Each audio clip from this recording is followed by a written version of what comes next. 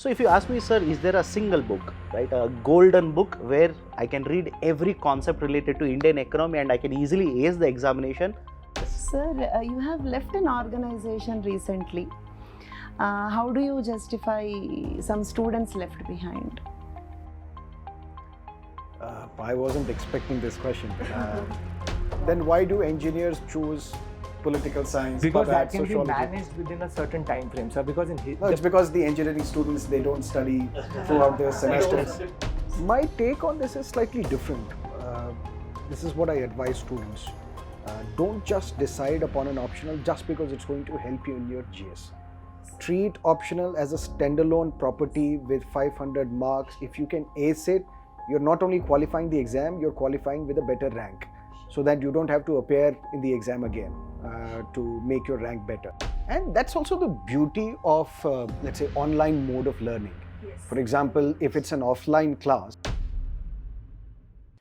Hello and welcome to Unacademy, a one-stop destination for the English medium civil services aspirants. We are excited and proud to launch a comprehensive preparation program for the English medium civil services aspirants. This online classroom program for CSE 2025 starts February 13, 2024. Every morning from Monday to Saturday from 6 a.m. to 9 a.m. live classes shall be conducted by India's leading educators, covering the entire general studies syllabus, followed by a test every Sunday. All the topics, concepts that we discuss in the live classes from Monday to Saturday shall form the basis of the weekly tests that shall be conducted every Sunday. 20 MCQs shall be provided and 5 descriptive questions based on the topics that we have covered the entire week, so that you can evaluate yourself before UPSC evaluates you. Special current affairs lectures shall be provided every Tuesday and Thursday that will cover the entire spectrum of current affairs relevant for the civil services examination. And I promise, the content on this platform would be strictly according to the requirements of this examination. Nothing more, nothing less. Who are the teachers who will be taking classes live for you to guide you towards your dream of becoming an IAS officer? We have a full panel today, and I will ask all the educators to introduce themselves one by one, starting with Chetan sir. Hello everyone, my name is Chetan Narayan Swami. I've been teaching civil service aspirants for the last 9+ years.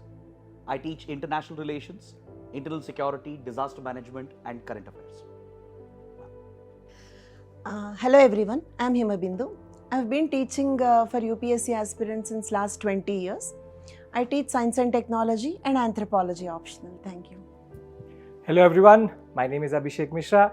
I've been studying history for the past decade or so, and I'll be teaching history, which means ancient, medieval, art and culture, modern, post-independence and history optional. Hello everyone, this is Shyam Shankar Kagood. I'm an educator for Indian economy, have been a student for more than 20 years for Indian economy and have been teaching Indian economy for more than 10 years. Hello everyone, my name is Mukesh Jha. I am an educator for geography as well as environment and ecology. I have had the good fortune of teaching candidates and mentoring for civil services examination for more than a decade. Hello everyone, I'll be taking up the sections of society and social justice and current affairs, which are extremely demanding and challenging and dynamic. Thank you so much, educators, for introducing yourself. Let's get straight to the point. How is this course going to help the students crack the civil services examination? Apart from the live classes, what else do they need to focus on so that they don't only qualify this exam, but they qualify in the first attempt? If we can start with you, Chetan sir. I think in this examination, current affairs plays a very big role. So apart from the live online classes that we are offering, the current affairs offering which is also provided, I think that will play a big role in helping aspirants crack in the very first attempt. International relations is a very dynamic subject. Yes. Can you recommend a specific book that aspirants should follow for this subject? Personally, if you ask me, I don't recommend a book to my students for international relations. The reason being, it is heavily driven by current affairs. So constant newspaper reading, being consistent with newspaper-based preparation, I think would add more value to the examination as compared to reading from a standard book. But of course, just for my understanding, if for example, India-China relationship is in news, yeah. You can also only cover the current affairs, the current situation between India and China from the newspapers. How does a student understand the background of India-China relationship? I think the background would be covered in the classes. For example, when I teach India-China, as you brought up, I would ensure that I cover the whole historical background, including the border dispute, the very origin of the border dispute. And then I would present the contemporary angle as well. So if a student attends the class, the background is covered and current affairs would take care of the contemporary issues.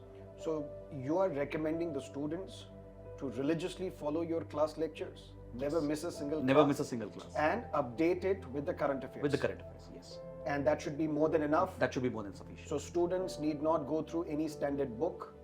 For your international subject? relations, definitely. For internal security? Same with internal security. Heavily driven by current affairs. If you look at the previous questions as well, they're all based on contemporary events of the last 12 to 14 months. So I would strictly recommend go with current affairs with basic concepts and background which is covered in the class. And for disaster management? Disaster management, basic NCRTs, the geography NCRTs would help. But apart from that, again, heavily driven by current affairs. So plus the online classes, I think that should take care of it. So you can proudly and confidently tell your students to follow your classes, plus constantly update your current affairs. That should be more than enough. That should be more than enough. 100%. 100%. Let's start with economics.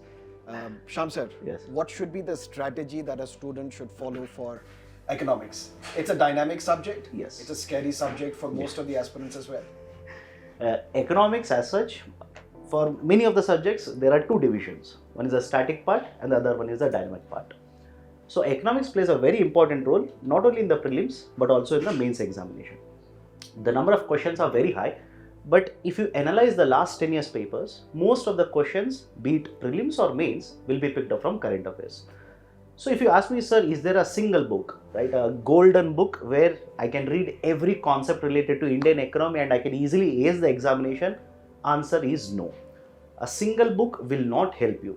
In that particular relation, if you look at, let's say, NCERT books, these are smaller but do not cover all the concepts of Indian economy. What about any other books? There are books of Tamil Nadu board, but these are very, very heavy in terms of content in them. So for Indian economy, the classroom plus the current affairs, more focused on the current affairs approach. If you can take care of current affairs and understand with that what is happening in the static part, that should be more than sufficient. And what should be the focus of the students, on the micro economy or macro? The microeconomics as such for UPSC examinations, hardly one question is asked in preliminary exams. Most of the questions that will be asked in prelims as well as mains, and all the questions in the mains examination will come from macroeconomics.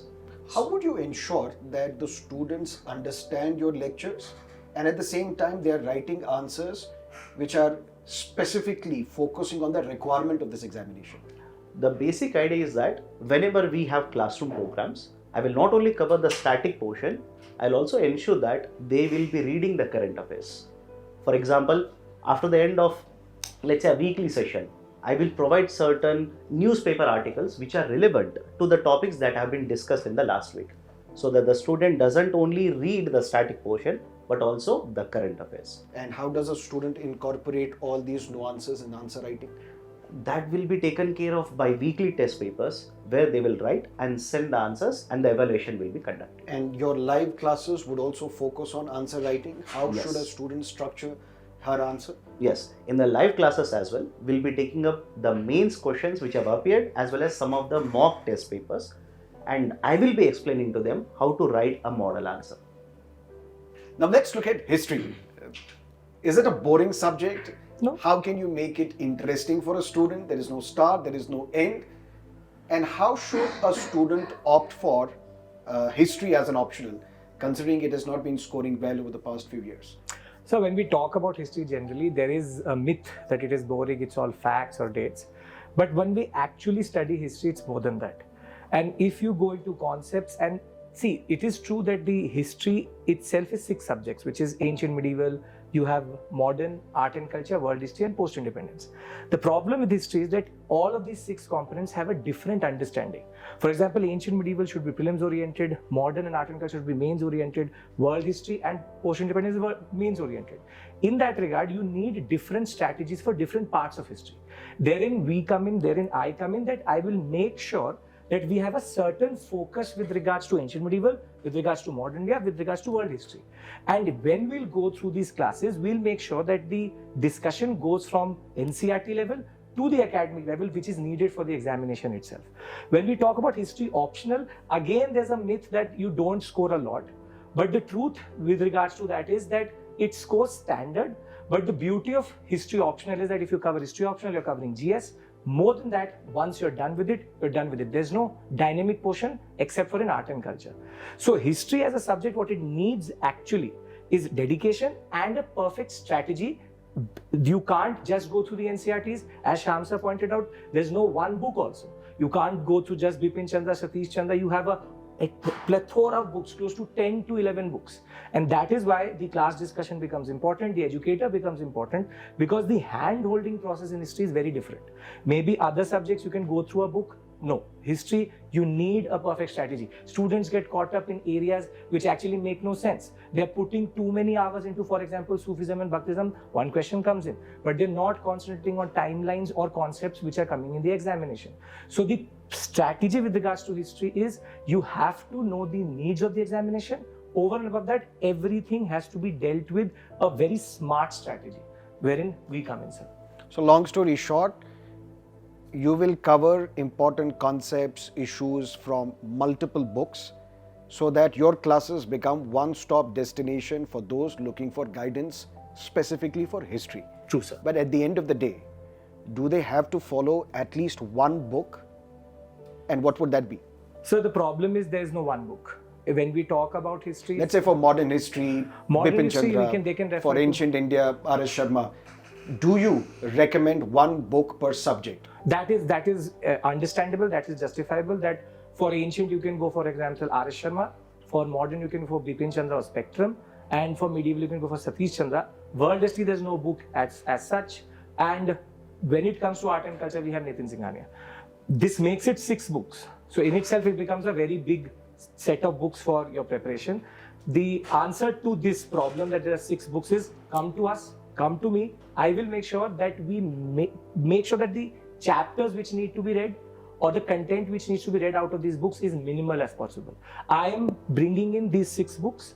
I'm bringing optional level books and academic level books together to make sure that the questions which are coming in the examination can be answered, because if you look at the pattern itself, the questions are a little bit higher than what the NCERT is asking, or these books are also asking. So we need conceptual clarity. There's a misnomer, there's a myth that history is all facts, we'll ratify it. No. You need a strategy, you need conceptual clarity. That depth is very, very important, and that is what I'm here to provide for. I will make sure that your conceptual clarity is there, so that if any question is changed or it is asked from a tangential perspective, we can answer that. Let's look at science and technology, ma'am, a subject which is as dynamic as it can get. What should be the strategy that a student should follow for science and technology, since you have a lot of experience guiding students both in offline as well as online? How would your course, how would your program benefit an aspirant? Firstly, about science and technology, of course it is dynamic. Not only dynamic, another important challenge is it's very diverse. There is biotechnology, defense technology, space technology, information and communication technology, energy sector, nuclear technology, nanotechnology. Each subject itself is like an engineering degree. So for a student with bio background, computers and all looks like alien. And for a student with computer science engineering, the bio part looks totally irrelevant.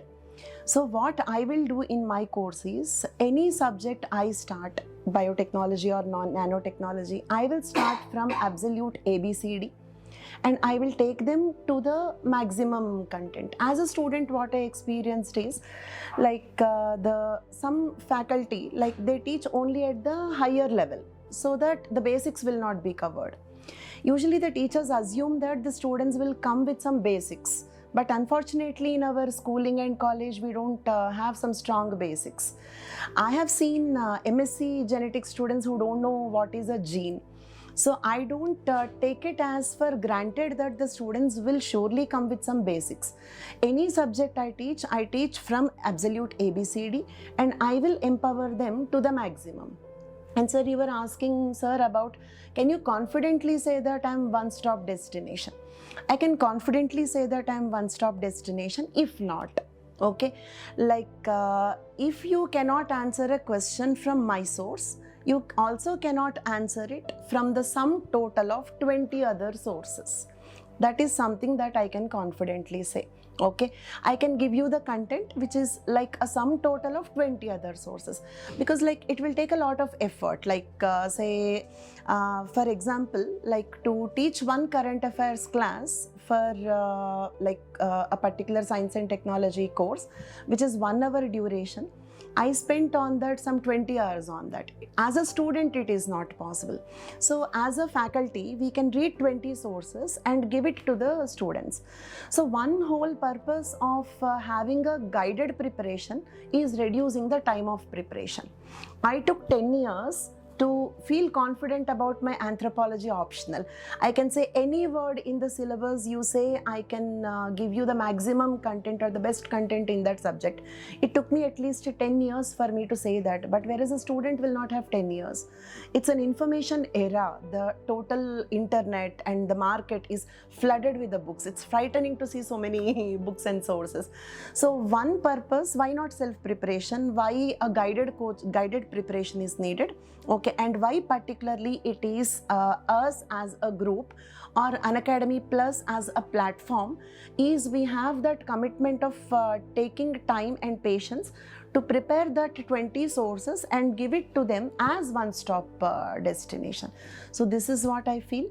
And when it comes to science and technology, a textbook to prepare. If there is any textbook that is updated every day, they can read it. And that So is basically only, there is none. There is nothing. You were absolutely right about the status of education in India. Our system is such that we focus on memorizing facts and formulas and regurgitate them for good grades. We never ask why or why not.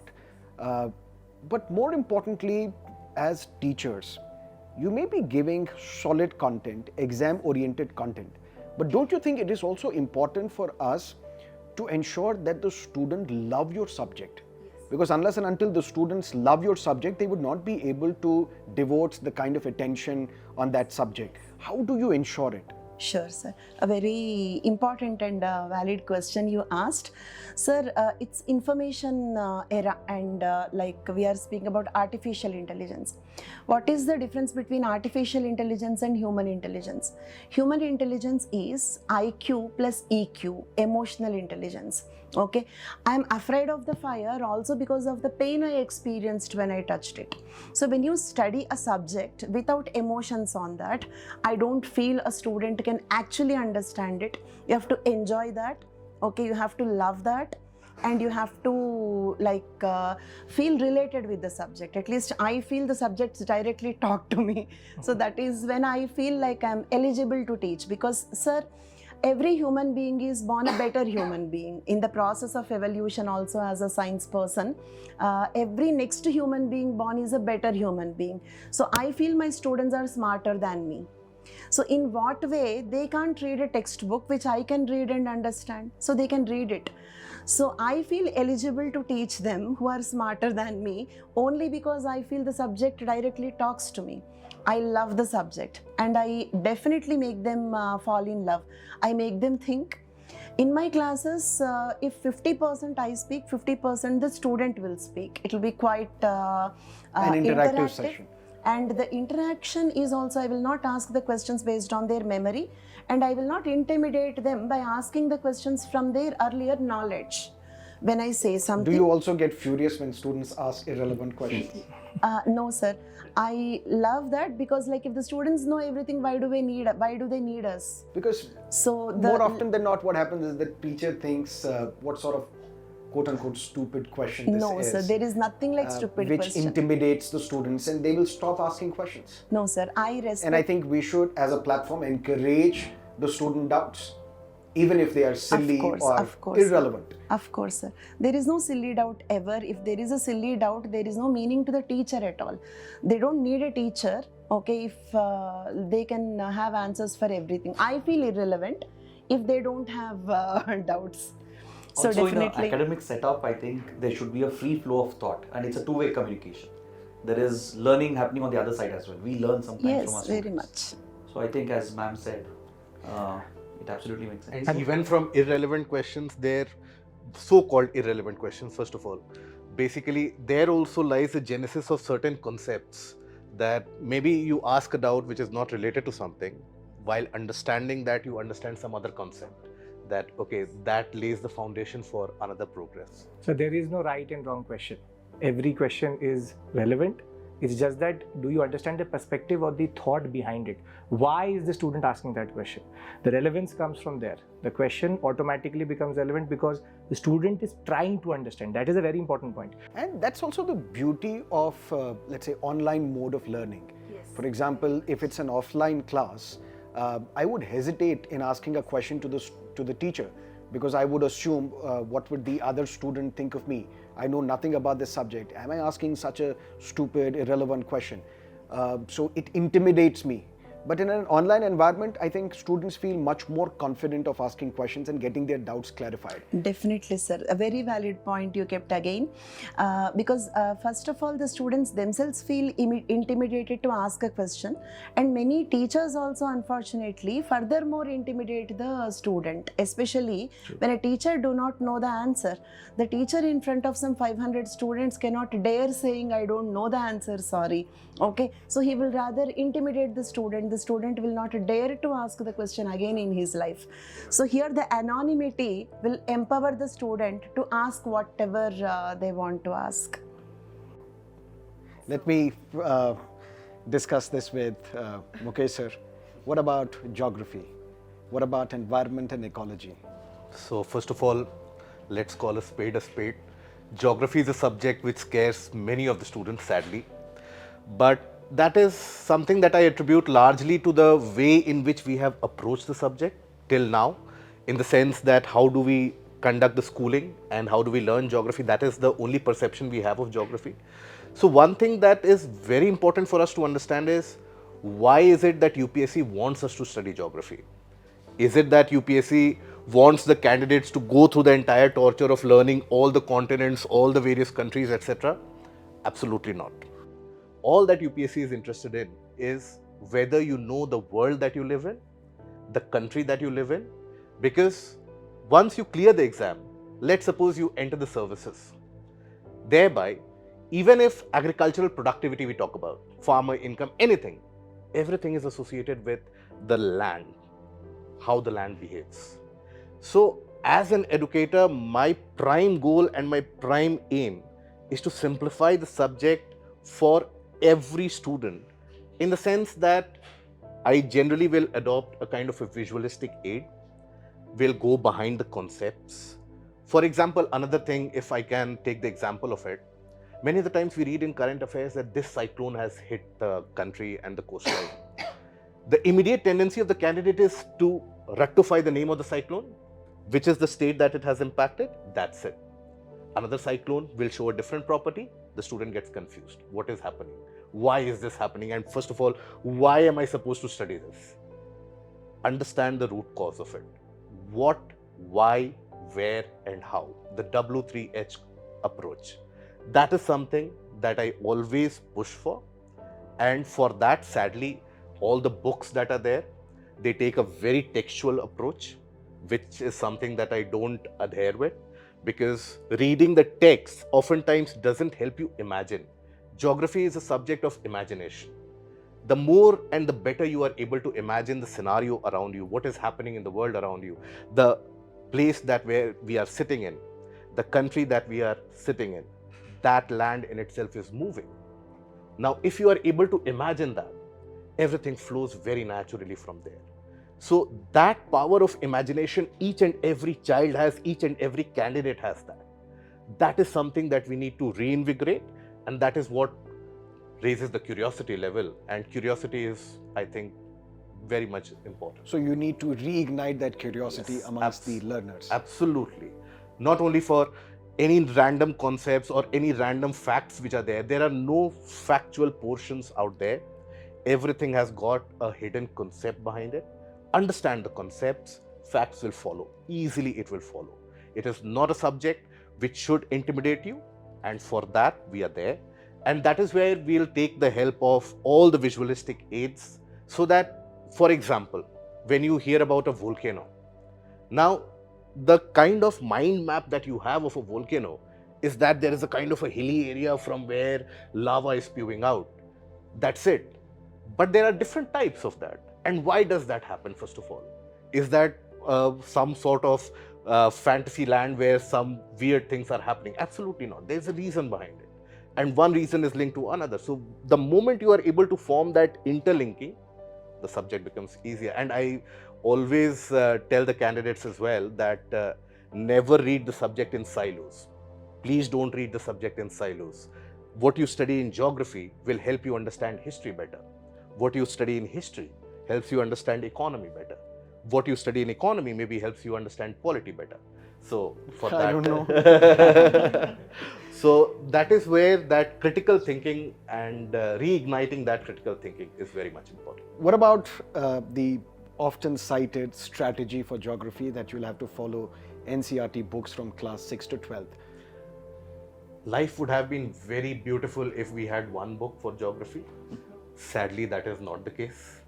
And the NCERTs definitely provide you with a kind of a framework that this is the fallback option for you. But sadly, as the reality is, that it is not always sufficient. The questions that you find in the mains examination for particular, they require a much greater depth of understanding. So for that, we have the live sessions.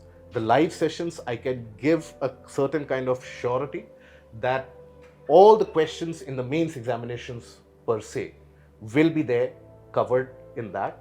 But always the NCERTs, maybe for a basic concept layering, if you want that, NCERTs are the only books, because let me also clarify here, for a subject like geography, you have so much amount of information flooding in from your friends, peers that read Majid Hussain, read G.C. Leong, read that book, XYZ book, Stroller, Savinder Singh. What do students become? They become a book collector. Before becoming a district collector, they become a book collector. So they should absolutely not do that. Concentrate on the live sessions. We'll ensure that end-to-end coverage is there. And as something that you just have a revise or a revision for that NCERTs 11th and 12th will also suffice. We have Asta ma'am with us, an educator for social issues, social justice. Ma'am, what should be the strategy for these subjects? So How first- important are these subjects, first of all? So first is to kind of debunk the myths around these subjects. Since social issues and social justice falls in two papers, it's not seen as a conventional subject like polity or economy. So we often don't combine them together and know the weightage around it. The weightage goes on till about 150, 160 marks. It does not end there. These are topics which are directly asked in our essay papers. Our essay papers revolve around issues like gender, health, education. So they really, really contribute in your essay preparation per se. Now, the second myth around it is that people often study it in the lens of psychology or sociology. Now, sociology would just be definitions and just maybe just reading a topic of secularism in a way of a thesis. Now, does that solve our problem of answering a question which is linked to society per se? Now, society would be very different from a sociological point of view. Society would be ever changing, it'll be dynamic. So an answer which does not have updates relating to maybe a debate on the Uniform Civil Code or something of essential religious practices doctrine that was talked about by the Supreme Court, it's not going to be sufficient. That answer, you might fill in those 2 pages and you keep talking about secularism, but that would not fetch you marks. So the interlinkages that have become very, very important in the way they've been asking questions, interlinkages not across topics but also across papers. So there's a poverty topic mentioned in paper 1 and also poverty asked in paper 2. Now poverty could be asked in a manner where they link it to a current development. For instance, the multidimensional poverty index. Now was that just a poverty subject per se? No. We had to take clues from what was happening in the news. It's very, very difficult for a student to kind of map everything together and keep a track of current developments and integrate it with their static portion. That's where we come in. Also, it's very, very important to stay relevant in sections which are ever changing, which are so dynamic. So that's where our PYQ analysis comes in. We keep it extremely relevant by analyzing if there's a repetition. We analyze if there can be an interconnection. So we don't just teach a topic. We'll not be focusing on, obviously the static portions we'll be covering, but we'll go a step ahead by making them equipped to interlink topics per se. For instance, a general myth around society is that these are very generic questions that are asked. They can be answered without much preparation, unlike a polity or an economy. But if I'll give you an example of a particular question, they asked the impact of cryptocurrency on Indian society. This is something that we can't imagine. We've linked technology's impact on society. So these are bits that we can probably be doing for them and simplifying their preparation by understanding or by keeping a track of developments and integrating them with the static portion. Which reminds me of another question which was asked in the mains exam a couple of years ago, the impact of work from home on familial relationships. Often students, they know the concepts, they know the linkages with current affairs as well, but they would struggle to conceptualize an answer to these questions. How do they frame the answers to these questions? What would be your role in helping students understand the nuances of answer writing? Because ultimately these are topics, subjects focused on mains exam. Mains is all about answer writing. How would you guide the students? So after we've completed a particular topic entirely, comprehensively, linking it to current affairs, we will be also providing ready templates.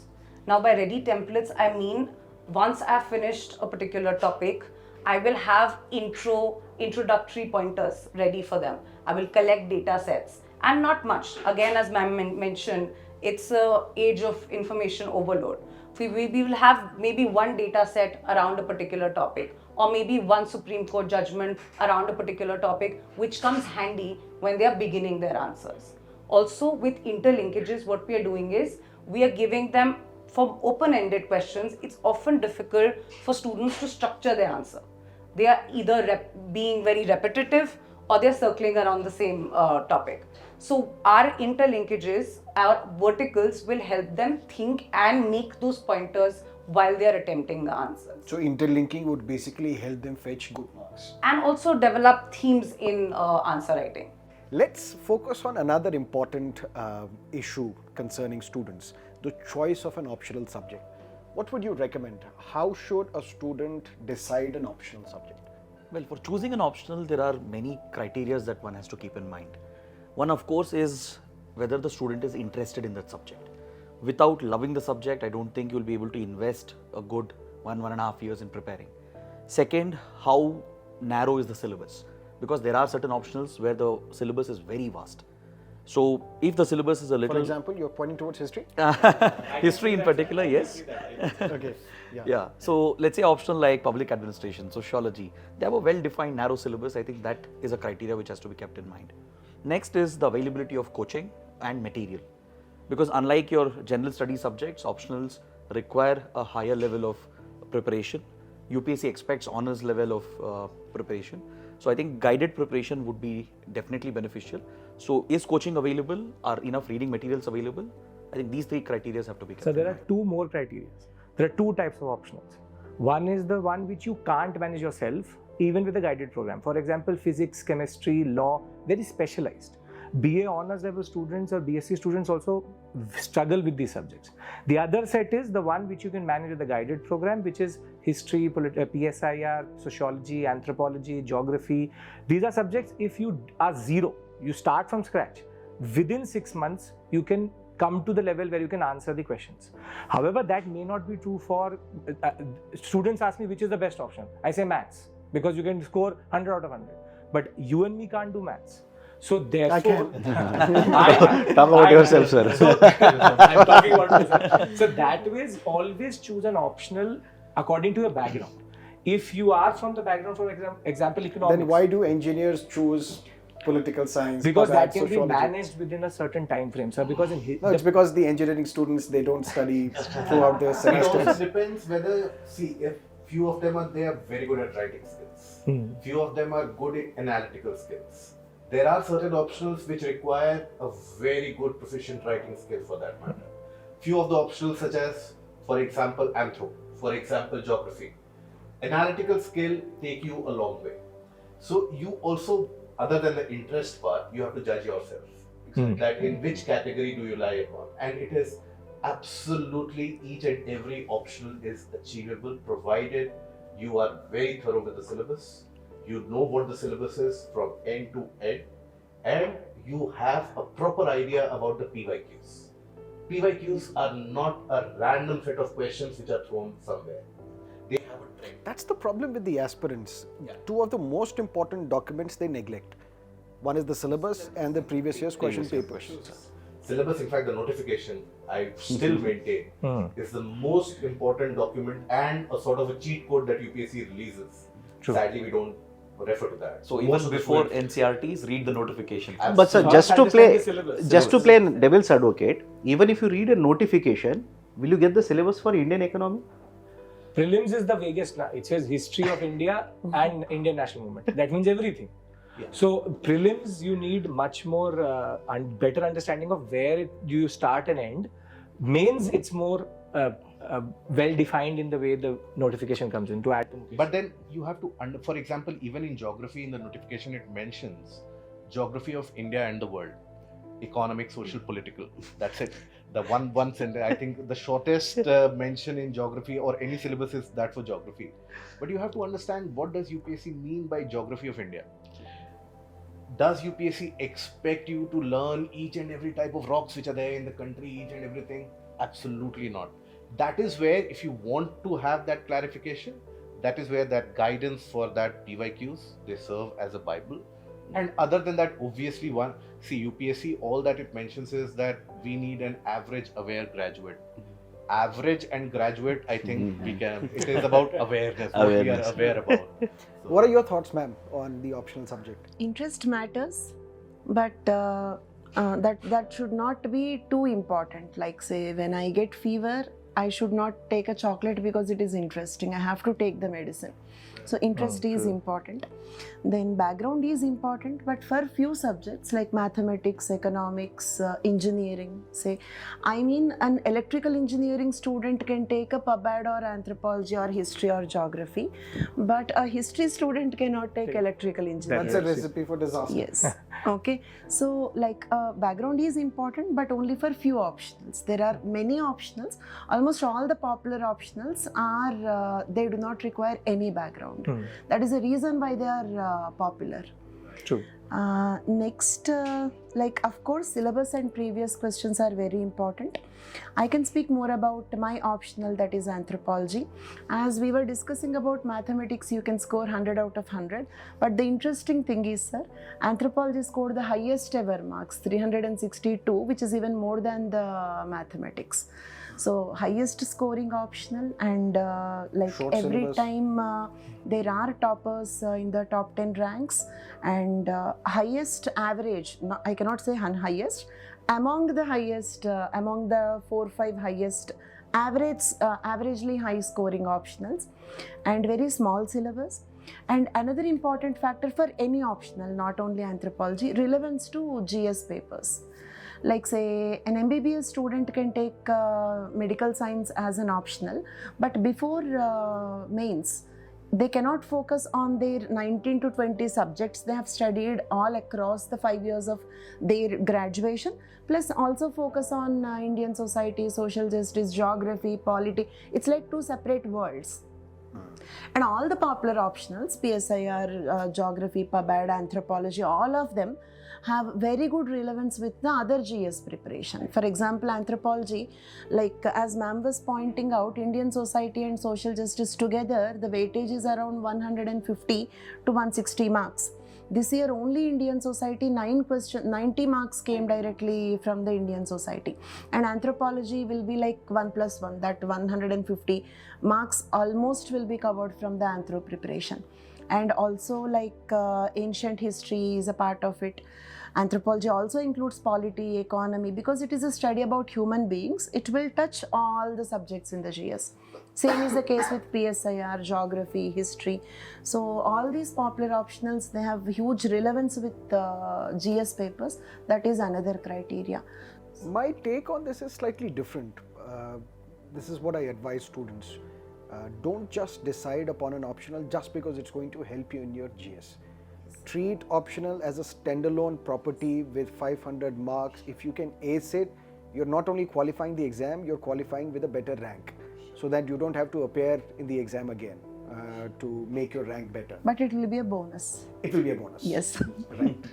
It's like a bonus. So Anthropology is the single most important thing that a student should invest, because 500 marks, and there are many students in their total marks, 50% marks came from optional alone. Exactly. So it should be, you are again very rightly mentioned that it should be seen as a standalone thing.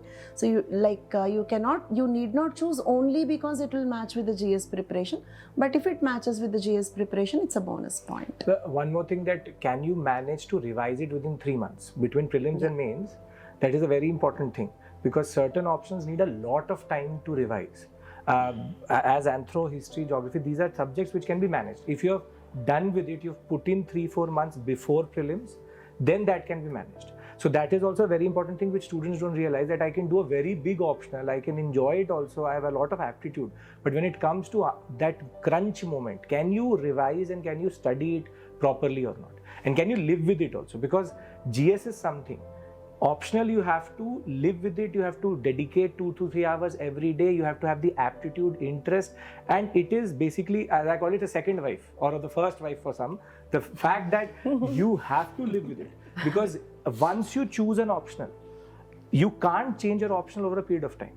And if you've invested 6 months, you can't change it after, for example, my second or third attempt for a student who's preparing for self. कि मैं एक साल history, one year I'm doing in history, then I'm doing in PSI, then I'm trying in geography and anthropology. You have to be very, very clear what you choose as it. Because if you are wrong there, if you are doing it, for example, fashionably, that it is very fashionable, my senior gave me notes, I will do it. That makes no sense. Maybe your senior has aptitude for that subject, maybe you don't have that. That's what Mukesh sir said. You have to ask this question to yourself. For example, students come to me, sir, do I need coaching? I can't answer on your behalf. You have to decide it for yourself whether you need it or not. If you need it for these reasons, you don't need it for these reasons. Similarly for optional subject. One of the biggest mistakes that the students commit at the early stages of preparation is they look at the merit list, top 10, that these were the options that they chose, or even worse than that, this is the option that my friends are choosing. So I'll be comfortable here. Please don't try to find your comfort zone. Please try to understand that which is the one which will help you clear the exam. That is where that, and for some reason or the other, I would differ from the term enjoyment, because after all, it is tough study. So interest is something that we should stick to. They might enjoy it, they might not enjoy it. You have to look at the return on investment. Similar to chocolate, medicine analogy that you make. That's what I tell my students. If you're interested in a particular subject, but that subject is not worth spending your attention and time, keep your interest alive. Study that subject once you are at Lal Bahadur Shastri Academy. George Orwell writes in Animal Farm, in the initial part, all animals are equal. And over a period of time, he changes it and says, all animals are equal, but some animals are more equal than others. Can you devote similar attention to all the papers and subjects that are mentioned in the syllabus? Or are there areas where if you spend more time on, invest more time, make it more strong, there is no reason why you can't qualify this exam? Can you point out certain areas in GS specifically where you should devote more attention? In GS, it is very variable, sir. Like sometimes more questions are coming from one area. In GS, I believe they have to focus on all the subjects. So But there's in a saying that prelims- you can't clear the examination with one subject. Yes. You 20 to 25 questions are going to come from each and every subject. No, I did not mean to say that you should neglect some areas. My only point is are there areas where if you focus more, make them stronger, the chances of you scoring a better rank multiplies. For example, in environment ecology for prelims, you for sure get 20 to 25 questions, since the Forest Service exam is also clubbed with the CSE exam. So I think paying more attention to environment But ecology we are will. dealing with unpredictable service commission. Yes, I do agree. It is an unpredictable public service commission, but the trend basically shows that if you focus on polity, ecology and environment, and economics, you are have to include economics. Yes, I'm a faculty for economics. I'll have to pitch for it. Sir, and he'll have geography. So all of us will say that. But basic, No, my intention, yes, Social please. issues has a lot of repetition. So the PYQs can help you actually score those low-hanging fruits very well.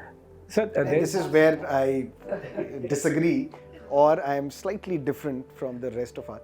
I'm not saying focus on polity. My purpose is focus on optional, focus on ethics, focus on essay. These are the three areas. If you are supremely confident about these areas, you devote extra attention towards these areas, there is no reason why you can't qualify this exam.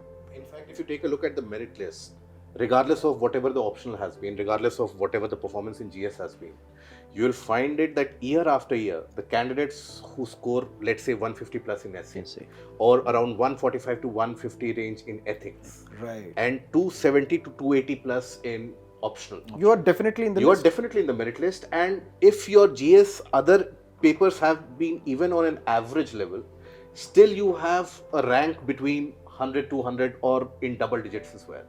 So these are the three difference creators. You can absolutely say that. And sir, one more point is which is that the student needs to also understand that polity for prelims and polity for mains are quite different. History for prelims and mains is different. This is one thing where a lot of students are lacking, which is that they think that I'll do this will cover mains and prelims both. No, there has to be a certain distinction that I'm doing this for prelims, and now we're going to the next level, conceptual level, to do mains. And thanks for reminding me, we discussed all the subjects except polity. And please do not follow only Lakshmikanth. That is not going to help you. That can help you only for prelims, but not for mains exam. Lakshmikanth plus current affairs, that should be more than enough. Again, if you are attending my classes, I would promise you, I will make you fall in love with the subject and at the same time make you exam ready. That's my promise. See you on the 13th of February at 6 o'clock in the morning. One final thought. Sir, one thing. Yes, ma'am. You have thrown so many questions on all of us. On the behalf of students, I want to ask you something. Don't scare me.